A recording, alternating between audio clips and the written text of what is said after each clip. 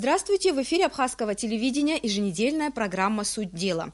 Столбики термометров медленно опускаются, холодает, а вместе с тем возникает вопрос готовности энергетической системы страны к новой зиме. Какова вероятность повторения прошлогоднего энергетического кризиса? Обо всем об этом мы поговорим сегодня с генеральным директором компании «Черноморэнерго» Асланом Басария. Аслан Георгиевич, мы рады вас приветствовать в нашей студии.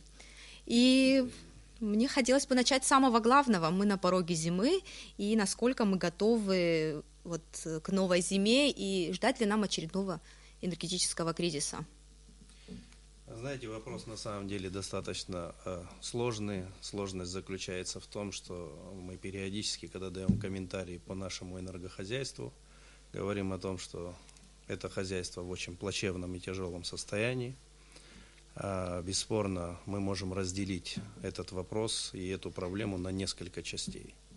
Как вы знаете, во-первых, это наше оборудование, которое в основном устарело, и вторая составляющая – это уровень воды в Джварском водохранилище на том объекте, который, по сути, единственный объект, который снабжает Республику Абхазия электроэнергией. Естественно, на уровень воды, я начну с этого вопроса, влияет несколько факторов. Во-первых, это природные климатические факторы. И, во-вторых, речь идет о том потреблении, которое существует в Республике Абхазия и которое в определенной динамике растет. То есть для сравнения и понимания, в 2014 году было одно потребление, в 2015 году оно уже возросло на 9,6%. Соответственно, Абхазии нужно больше электроэнергии, чем нужно было в прошлом году. В силу того, что в зимний период мы фактически выбираем всю электроэнергию, которая производится на объектах генерации, то есть это Ингургэс и Перепадная ГЭС. И в этом году по той динамике, которую мы отслеживаем, уже на сегодняшний день за 9 месяцев потребление выросло порядка 4,5%. Если мы возьмем за основу и последний месяц, это уже месяц октябрь, то уже динамика 6,3% роста. Соответственно, чем больше мы потребляем, тем больше электроэнергии нам нужно, а уровень воды, даже если он в нормальном состоянии, того количества воды может не хватить для того, чтобы обеспечить жителей электроэнергией. В связи с чем актуальность вопроса, она на самом деле лежит в плоскости потребителей. То есть, если мы, потребители, более правильно, основательно, через призму энергоэффективности подойдем к этим вопросам, то есть, простым языком, будем экономить электроэнергию максимально там, где это возможно, то процентов на 95-98 мы совершенно спокойно пройдем зимний период. Но тут проблема же в том, что не все платят за электроэнергию. Даже если собираемость возрастет, долги будут собраны с населения, как это может повлиять на выработку электроэнергии? Дело в том, что ресурсы, которые попадают в энергосистему, они распределяются тоже различными частями. То есть там, где идет речь о замене оборудования или замене материалов, то есть, предположим, либо строительство новой линии, либо замене проводов, установки новых трансформаторов, установки огромного количества оборудования, ячеек, выключателей, разъединителей и так далее, то существует и другая составляющая, то есть без проведения адекватных работ в энергосистеме мы не можем оснастить абонентов приборами учета. Соответственно, приборы учета – это тоже колоссальные денежные средства. И если у нас абоненты оснащены современными приборами учета, то, во-первых, собираемость у нас в разы возрастает, во-вторых, эти абоненты начинают экономить электроэнергию фактически в 2 раза.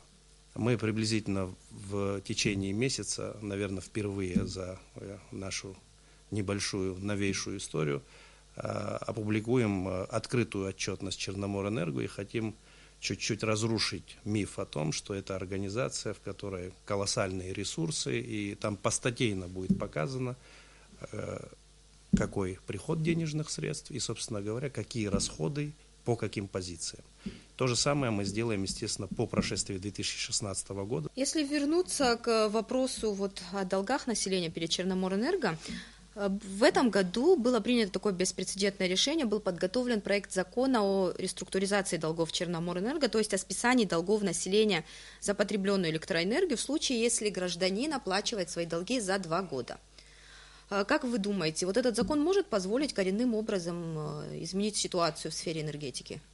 Конечно, когда к нам обратились с такой идеей, мы начали отрабатывать с государственными структурами по поручению президента. Эти работы были проведены.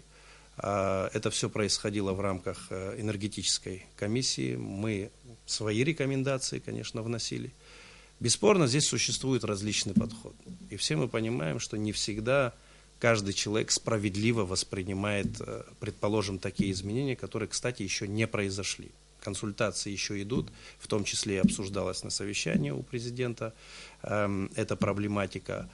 И, конечно, даже я, как гражданин Республики Абхазия, например, я и моя семья, мы всегда платили за электроэнергию.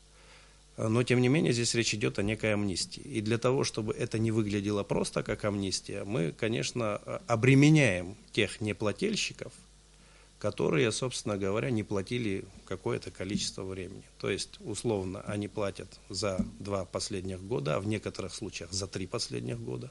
Обязательно устанавливают прибор учета из собственных средств, а вообще у нас в нормативной базе, то есть по нашим законам, каждый абонент обязан себя оснастить современным прибором учета. Но это, к сожалению, не происходит. И только в этом случае часть долгов с него будет списываться, если, конечно, такие законодательные поправки пройдут после того, как появятся в парламенте.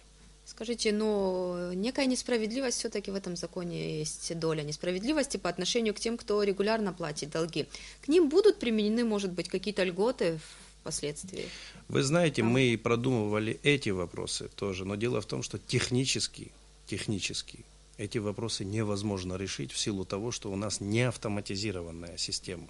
Мало того, те абоненты, которые у нас раньше присутствовали в наших базах, и после того, как мы провели и до сих пор проводим инвентаризацию каждого абонента, то, собственно говоря, эти ни цифры, ни количество абонентов не бьется.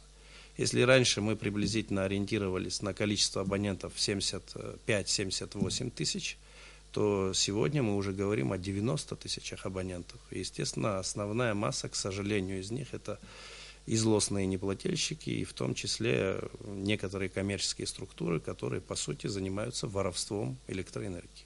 Мало того, человек, у которого накапливается задолженность, он, опять же, плательщиком становиться не хочет и не собирается, потому что у него скопилось огромное количество денежных средств, которые он должен нашей организации. Кстати, вот по поводу вопросов оплаты долгов населения неоднократно высказывался президент.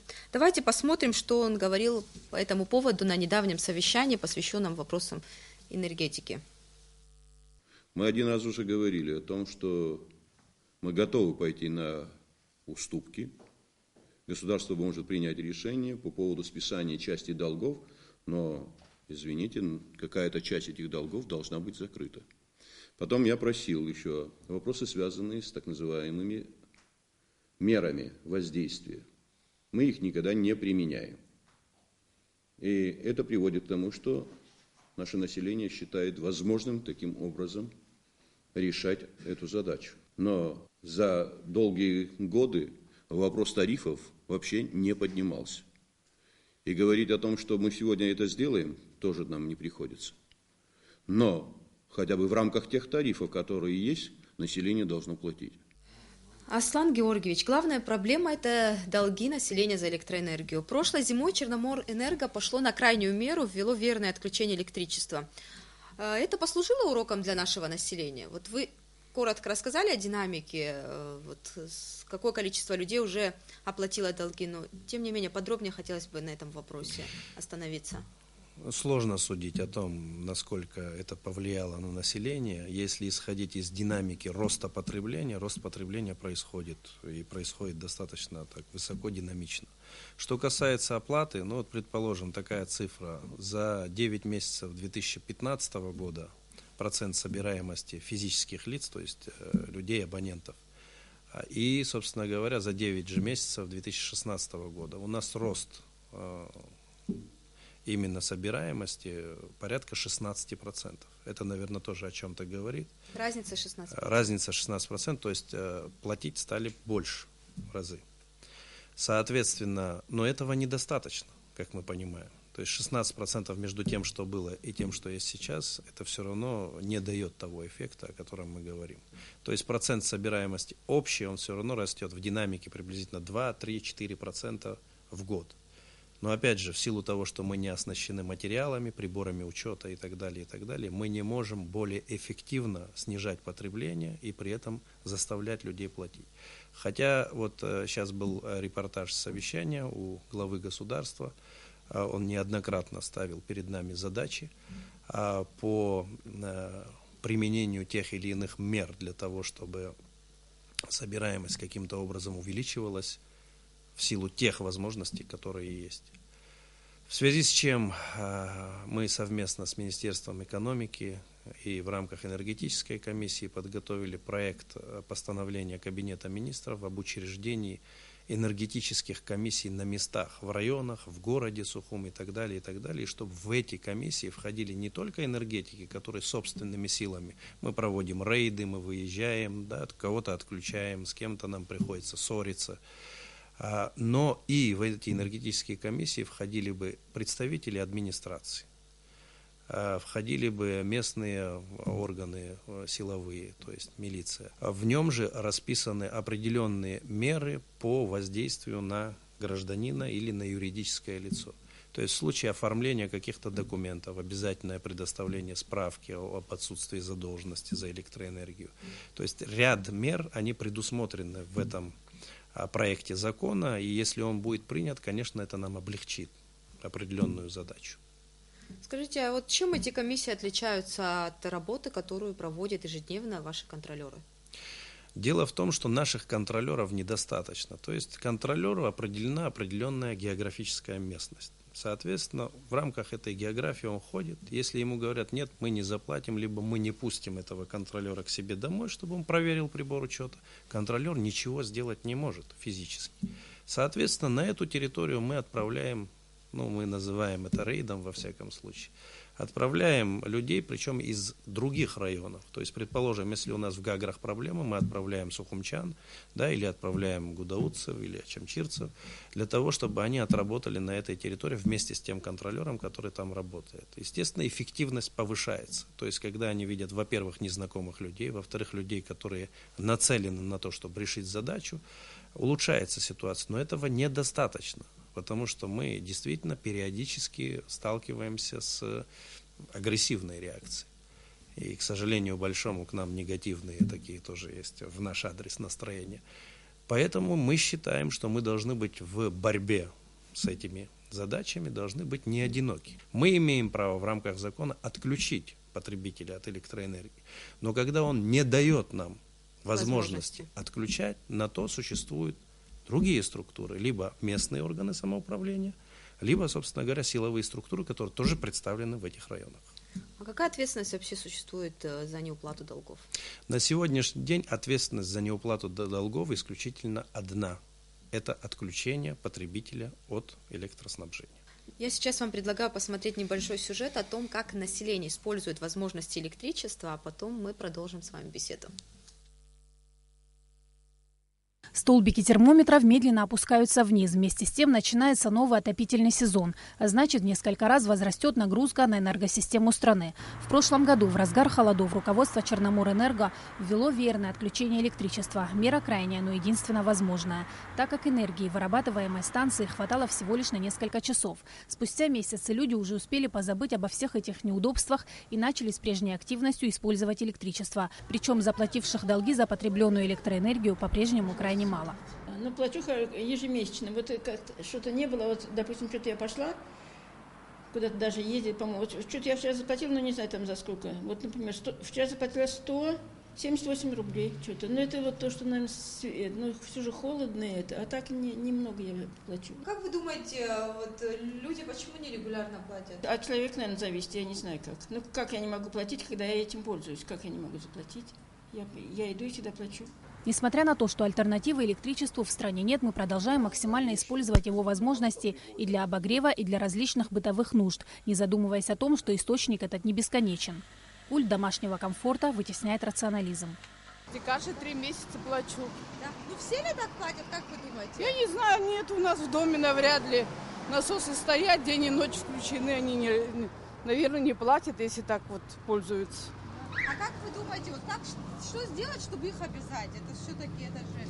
Приходить, отключать и все. Отключать и все. Я купила квартиру, и я все время плачу, а люди заняли и с первого дня ничего не платят. Зависимость от одной электростанции – это не самая главная. Проблема в том, что задолженности населения только растут. За последние 3 года она составила около 500 миллионов рублей. А эти деньги могли бы частично покрыть затраты на ремонт устаревших линий. В общем-то, если вы заметили, там был один такой кадр, свет, который горит в дневное время. Вот так нерационально мы используем электричество и всевозможная техника, которая вот имеет место сейчас в каждом доме. И вот сейчас есть разговор о том, что Ингурскую ГЭС необходимо закрыть на ремонт, и вот в этой ситуации что будет, что нас ждет, и действительно ли имеют основания эти разговоры?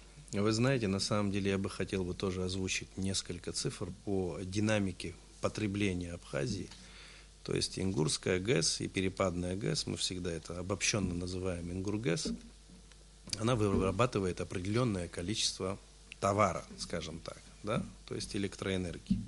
Электроэнергия – это такой вид товара, который в момент возникновения сразу же должен быть потреблен. Его невозможно скопить и сохранить. Да. В 2010 году Абхазия потребляла 25,9%, 2011 год 42%, 2012 37%, 2013 35%, 2014 40,5%, 2015 46%.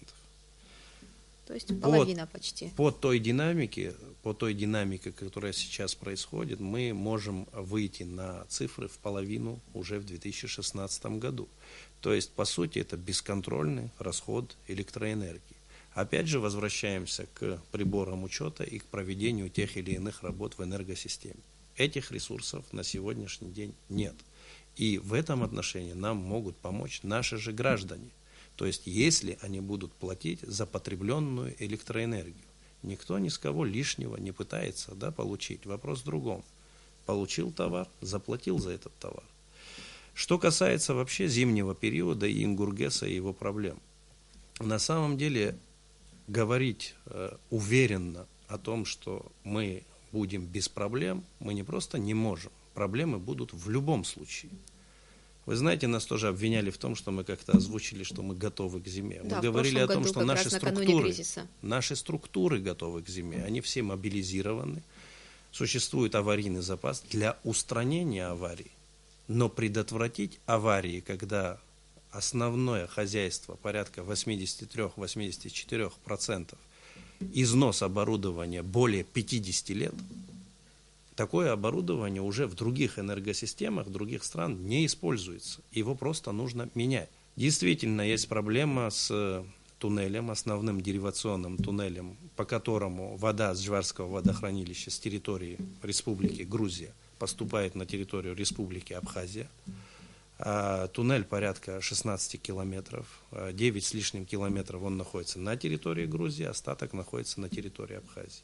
Диаметр его составляет 9,5 метров. Там настолько сложная ситуация, что трещины, которые существуют в этом туннеле, из этих трещин уже образовались маленькие речушки и реки. Если не провести эти работы, то существует опасность остановки Ингурской ГЭС и Перепадной ГЭС в частности. Для того, чтобы провести эти работы, нужно первично вообще взглянуть на этот туннель и подготовить проектно-сметную документацию. Для того, чтобы увидеть туннель, нужно остановить Ингурскую ГЭС, работу, потому что электроэнергия вырабатывается посредством воды. Для того, чтобы провести эти работы, речь идет приблизительно о 2-3, возможно, 3,5 неделях.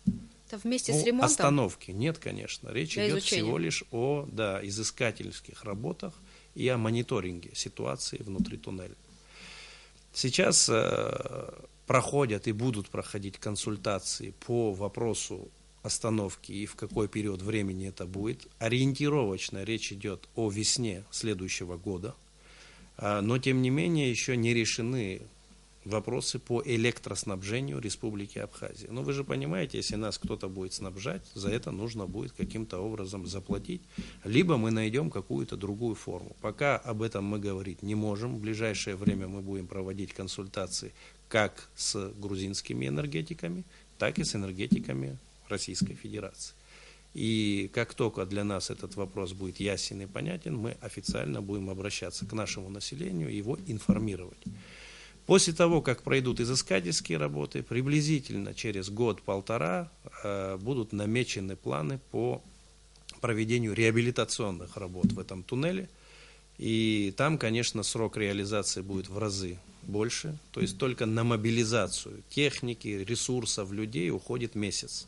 На демобилизацию тоже, то есть чтобы уйти с туннеля. И, естественно, нужно время для реализации самого проекта. То есть речь будет идти приблизительно от 2,5 месяцев до 4. Кстати, вот в прошлом году проблема возникла из-за того, что засушливое лето было, да, это одна из причин того, что в Джварском водохранилище уровень воды снизился. В этом году лето было в пределах нормы, да, и осадки были.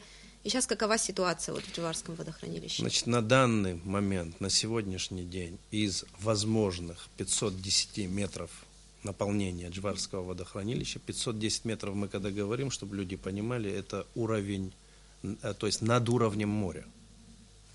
Соответственно, на сегодняшний день 498 с лишним метров наполнения, это в разы больше, чем было в прошлом году, но вопрос заключается в другом. Ингургэс и Перепадная ГЭС производить электроэнергии больше не может, а потребление наше растет.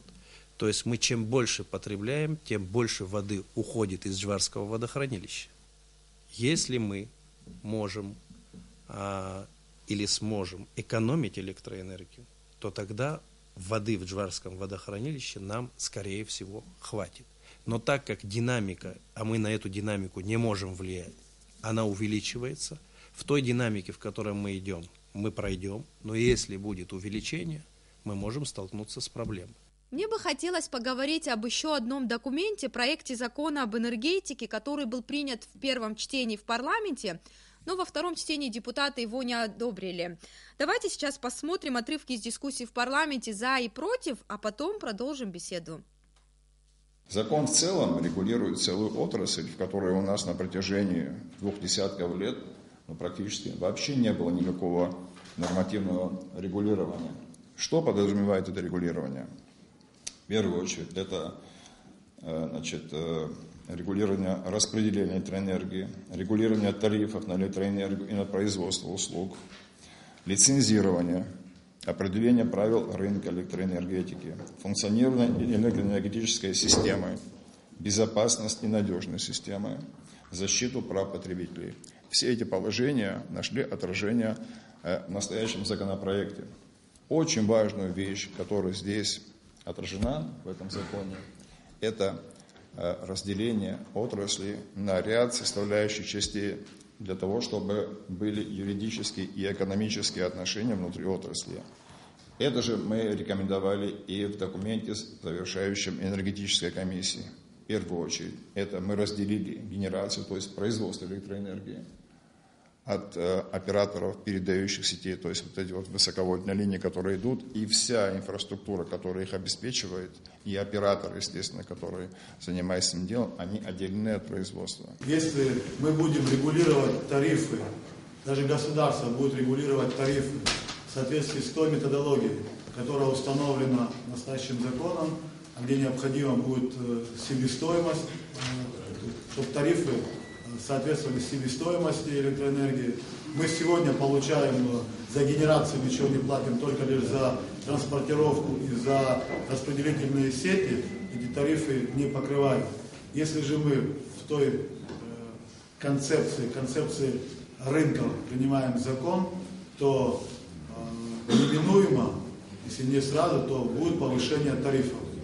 Аслан Георгиевич, каково ваше отношение к этому документу, плюсы и минусы, на ваш взгляд, этого проекта закона? Вы знаете, я как гражданин Республики Абхазия очень осторожно отношусь всегда к любым вопросам, которые могут сказаться на государственной собственности. Дело в том, что этот закон он давно принят в первом чтении. Мы очень много времени проводили с нашими парламентариями для того, чтобы каким-то образом либо его скорректировать, либо его вообще не принять. Но, тем не менее, я должен поблагодарить парламентариев. Ряд наших замечаний они действительно учли, но речь идет все-таки о некой частичной либерализации. Ну, что такое либерализация? Это значит, когда определенную сферу ты отдаешь бизнесу, да, и оно остается не в лоне государства, а оно переходит к частным лицам. Соответственно, любой переход какой-то части энергетической системы к частнику нужно предусмотреть его доход в этом отношении. То есть какая ему целесообразность этим заниматься, если он не преследует коммерческую выгоду. Конечно, преследует. И, естественно, здесь существует риск того, что любая либерализация ведет к увеличению тарифа. В этом законе существует еще одна вещь. Почему-то государственную генерацию, то есть, предположим, те объекты генерации, которые есть, тоже вывели за рамки нашей организации. Мы не совсем это тоже понимаем. И, конечно, хотели бы дальше проводить консультации с нашими парламентариями на предмет, собственно говоря, того, чтобы генерацию оставили тоже у государства. И не только у государства, там, в принципе, остается у государства, но речь идет о том, что не в этой структуре. Откровенно вам скажу, я лично сторонник всегда максимально по такой стратегической отрасли, которая имеет отношение к безопасности государства в силу того, что нужно гарантировать энергетическую безопасность, а это часть общей безопасности государства и суверенитета государства, я всегда являюсь сторонником именно подхода государственного и минимального разгосударствления, тем более такой отрасли, как энергетика. В общем, скорее вы против этого закона, проекта закона. Этот проект закона, он не несет таких больших рисков по разгосударствлению, но тем не менее, я еще раз подчеркиваю, существуют различные видения в энергетике, и пока я работаю на этой позиции, я всегда буду отстаивать интересы государства. Возможно, изменятся тарифы в ближайшее время. Вот как вы можете прокомментировать это? Либо развеять эти слухи? Вы знаете, либо... для начала мне хотелось бы тарифы сказать... же не менялись уже сколько лет, вот, которые сейчас установлены? Уже определенная динамика есть, да, несколько лет эти тарифы не менялись, но тем не менее мы понимаем, что целесообразность поднятия тарифа, она существует. Мы как эксплуатационщики это понимаем, мы понимаем, что этих денежных средств недостаточно для того, чтобы покрывать нужды энергосистемы. Но, тем не менее, глава нашего государства очень жестко поставил перед нами задачу, что если даже возможны пересмотры тех или иных тарифов, чтобы это никоим образом сегодня не касалось физических лиц, то есть наших обычных граждан. В отношении государственных учреждений, юридических лиц тарифы изменятся? Идет разговор о том, что, возможно, со следующего года поднимется тариф для государственных структур. И, возможно, мы вот в ближайшее время тоже будем собираться на энергетической комиссии, возможно, мы будем говорить о поднятии тарифа для юридических лиц, но я говорю еще раз, возможно, потому что это всего лишь консультации. А что касается госорганов, то, скорее всего, это появится в следующем году. Очень часто наши граждане не знают о тех тарифах, которые существуют во всем мире.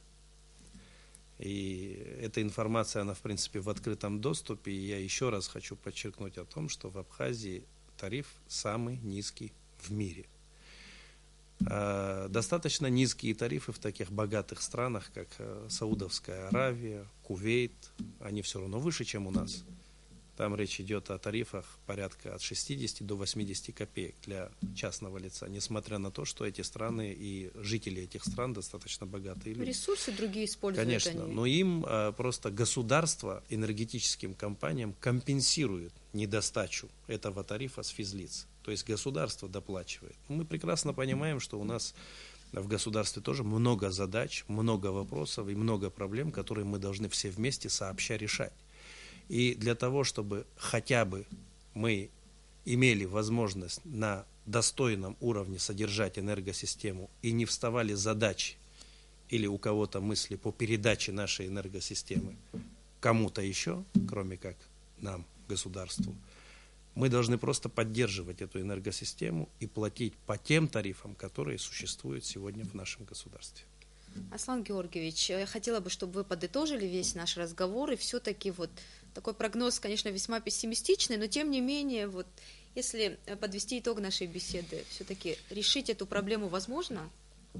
Вы говорите про проблему энергетическую отрасль нашу в целом. В ближайшее время, даже при наличии больших финансовых ресурсов для того, чтобы решить все проблемы, на это потребуется 5-7 лет.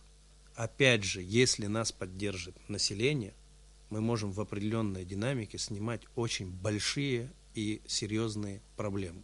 Я хочу еще одну вещь подчеркнуть, что у нас осуществляется инвестиционная программа содействия социально-экономическому развитию Республики Абхазия, это помощь Российской Федерации, и в рамках этой помощи в течение этого года и следующего года в энергетику, по сути, поступят и поступают инвестиции в количестве 733 миллиона рублей.